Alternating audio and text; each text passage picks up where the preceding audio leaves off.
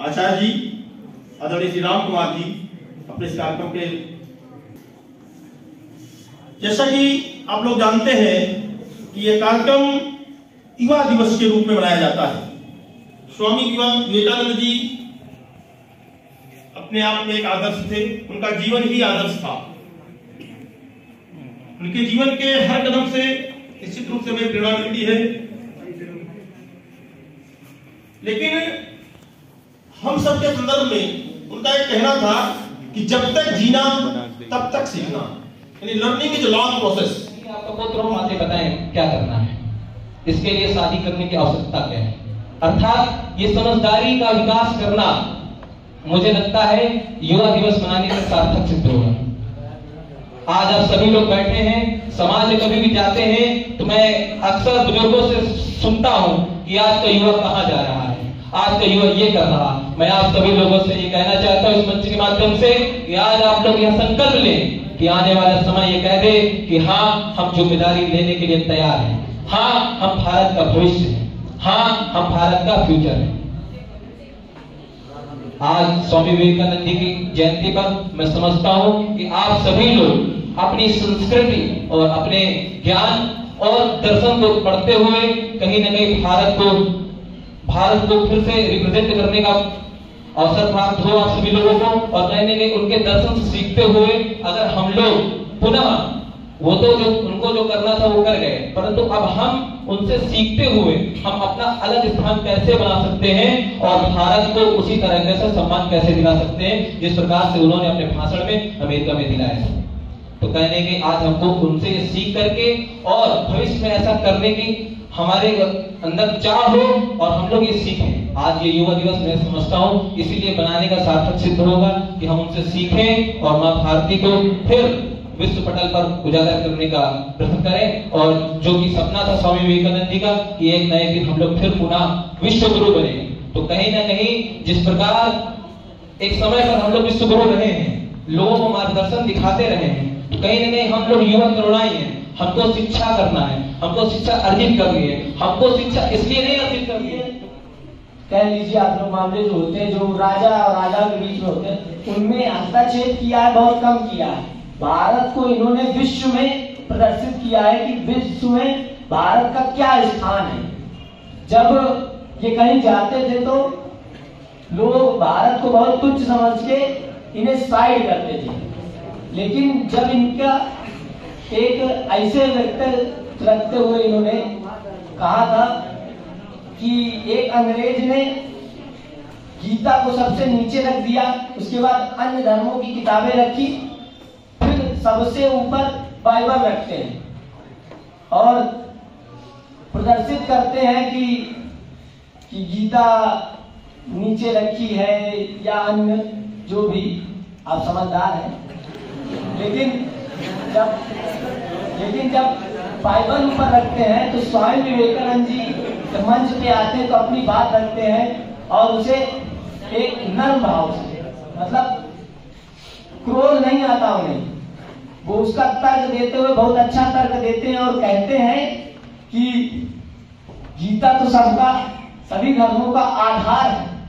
अगर मैं गीता की पुस्तक को नीचे से निकाल लूं, अपने धर्म की पुस्तक को निकाल लूं, तो क्या ये धर्म की पुस्तकें ऊपर ये जो मंजिल आपने बनाई है क्या खड़ी रहेंगी?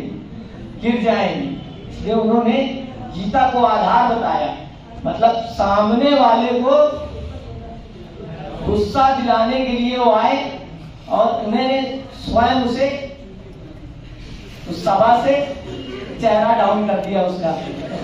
तो अपने हम लोगों को सिर्फ इस कार्यक्रम में इसलिए सम्मिलित हुए कि युवा दिवस है, हमें मनाना चाहिए।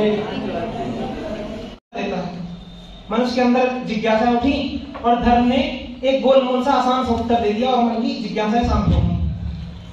और दर्शन तार्किक उत्तर देता है, सटीक उत्तर देता है। विज्ञान प्रयोग के आधार पर उत्तर देता है, अनुभव के आधार पर निष्कर्ष निकालता है और हमेशा अपनी गलती मानने के लिए तैयार रहता है कि यदि गलती हुई तो वो बाद में सुधार ही दिया जाएगा। ये विज्ञान का दौर है और नया दौर है। नए दौर में पुरानी बातें नहीं चलती, लेकिन वास्तविकता और अस्तित्व तो पुराने में ही होता है। चिड़िया उड़े कितना आकाश, चारा है माटी के पास। मेरा व्यक्तिगत मानना यह है कि आज का जो युवा है, युवा मतलब मैं 25 से कम वालों की बात कर रहा हूँ, अपनी कैटेगरी की बात कर रहा हूँ। सबसे बड़ी समस्या है कि राय बनाना, एक मतलब ऐसी राय बनाना जिसमें वजन हो, जिसमें सही गलत के बीच का अंतर हो। क्योंकि हमारे ब्रेन का एक पार्ट होता है प्रीफ्रंटल कॉर्टेक्स, ये अगला हिस्सा होता है, ये हमेशा एक्टिव रहता है, खास करके स्टूडेंट्स का। तो प्रीफ्रंटल कॉर्टेक्स के कुछ की फीचर होते हैं, जैसे डिसीजन मेकिंग, इंपल्सिव बिहेवियर और इमोशनल बैलेंसिंग। स्टडीज बताती हैं कि प्रीफ्रंटल कॉर्टेक्स 25 की उम्र में मैच्योर होता है, मतलब हम सभी का भी अंडर डेवलप्ड है। कार्ल मार्क्स और गांधी जैसे कम्युनिस्ट दार्शनिकों ने कहा है कि merit is a product, personality is a product. मतलब मैं वह नहीं हूं जो मैं सोचता हूं कि मैं वह भी नहीं हूं जो आप सोचते हैं कि मैं वह हूं जो मैं सोचता हूं कि आप सोचते हैं कि मैं। मतलब ये है कि एक व्यक्ति स्वयं में कुछ नहीं होता। युवाओं के प्रेरणा स्रोत, मेरे व्यक्तिगत प्रेरणा स्रोत स्वामी विवेकानंद जी के चरणों पर नमन करता हूँ। यहाँ पर माँ भारती की पुत्र और पुत्री के रूप में बैठे मेरे भैया बहनों एवं भारत को आने वाले समय में उच्च शिखर तक पहुंचाने वाले मेरे युवाओं के युवा तरुणाई को मैं नमन करता हूं। जैसा कि आज 12 जनवरी के अवसर पर हम लोग युवा दिवस अर्थात स्वामी विवेकानंद जी की जयंती के अवसर पर यहाँ पर एकत्रित हुए। साथियों, मैं आप सभी को इस बात से अवगत कराना चाहता हूं कि 12 जनवरी को स्वतंत्र भारत में कलकत्ता के भूमि पर स्वामी विवेकानंद जी का जन्म होता है। सन 1863 में इनका जन्म होता है और ठीक उसी प्रकार जिस प्रकार से आज हम सभी लोग छात्र हैं, ये भी अपने समय पर छात्र हुआ करते थे। जिस प्रकार हर विद्यार्थी नटखट होता है, कहीं ना कहीं इनका व्यक्तित्व भी नटखट रहा है, परंतु आज हम इनकी जयंती को इस विशेष रूप से मनाते हैं तो कहने की इनके द्वारा किए हुए बलिदान, इनके द्वारा की हुई कार्यों को देख करके ये महानता के उस शिखर पर पहुंचे हैं, कहीं ना कहीं इसीलिए हम इनको याद करते हैं। आज मुख्य विषय मेरा ये रहेगा क्योंकि आज युवा दिवस के रूप में मनाया जाता है, तो सर्वप्रथम हमें समझने की बात यह है कि युवा होता कौन है। युवा वो नहीं होता है जिसकी उम्र 18 से 35 से 50 साल का है। मेरे विचारों में युवा वो होता है जिसके मन में एक संकल्प होता है कि मेरे कर्तव्य क्या है, मेरा दायित्व क्या है। जो जिम्मेदारी ले सकता है वो युवा है, जो बलिदान दे सकता है वो युवा है, जो जिस परिषद में रहता है उसके लिए कुछ करने गुजर जाने की भावना रखता है, मेरे विचारों में वो युवा है। तो कहीं ना कहीं अगर मैं स्वामी विवेकानंद जी के व्यक्तित्व से कुछ सीखता हूं तो मैंने उनके व्यक्तित्व से सिर्फ ये देखा है कि अपने कर्तव्यों का पालन किस प्रकार करना है। तो भारत का इतिहास सितारों से खाली नहीं है। भारत के इतिहास में ऐसे अनेकों सितारे हुए हैं जिन्होंने न सिर्फ राष्ट्र समाज बल्कि पूरी मानव जाति को एक नई दिशा दी है। इन्होंने अपने कार्यों से, अपने विचारों से, अपने आदर्शों से लगभग सभी जागृत मानसिकताओं को प्रभावित किया है। जागृत मानसिकताओं, अवेकन मेंटालिटीज, ऐसे लोग सारी समस्या होती है, ये सभी को समझ में नहीं आती। चाहे वो महात्मा गांधी हो बाबा साहब डॉक्टर भीमराव अम्बेडकर हूँ, महात्मा बुद्ध हूँ, या फिर स्वामी विवेकानंद। इसके लिए दर्शन में एक शब्द का इस्तेमाल होता है प्रज्ञा चक्षु। प्रज्ञा मतलब बुद्धि, मतलब जब ज्ञान की क्षमताएं अचानक बढ़ जाए और वो ऐसे ऐसे सत्य नजर आने लगे जो अभी तक तो नजर नहीं आते थे, तो हम कहते हैं कि आंखें तो वही हैं लेकिन उनमें से दिख कुछ और रहा है। इंग्लिश में एक मुहावरा होता है रीडिंग बिटवीन द लाइन्स, मतलब एक लाइन में जो लिखा है दूसरी लाइन में जो लिखा है, गहरे लोग उसके बीच को पढ़ लेते हैं, दो शब्दों के बीच के गैप को भी गहरे लोग पढ़ लेते हैं। तो एक गहरा व्यक्ति कह के नहीं कहता, उसका कुछ ना कहना ही अपने आप में कहना होता है, ये साइलेंस को भी पढ़ लेते हैं। तो गहरा व्यक्ति अलग होता है। वैसे ही थे गहरे गंभीर जगत गुरु आध्यात्मिक गुरु स्वामी विवेकानंद जी। कहते हैं ये बचपन में काफी जिज्ञासु थे, इनके मन में बहुत जिज्ञासाएं होती थी। तो किसी व्यक्ति ने इनसे कहा कि तुम्हारी सारी जिज्ञासाओं का अंत केवल एक व्यक्ति कर सकता है, वो है स्वामी रामकृष्ण परमहंस। तो ये जाते हैं और कुटिया का दरवाजा बंद था, वो समाधि लगाए हुए थे, तो इन्होंने दरवाजा खटकाया, अंदर से आवाज आई कौन?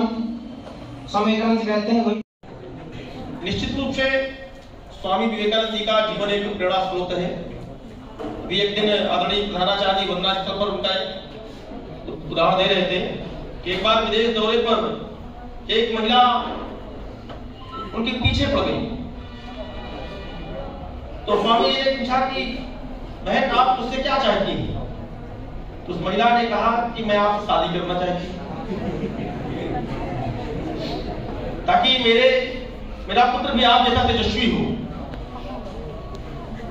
तो युवाओं को सीख लेना चाहिए कि वो सन्यासी अद्वितीय व्यक्तित्व का मालिक उस महिला के आगे जैसे एक पुत्र अपनी माँ के सामने घुटने टेक के बैठ जाता है, बैठ गया, उसने कहा इसमें शादी करने की क्या जरूरत है, लो मैं आपका पुत्र आपके सामने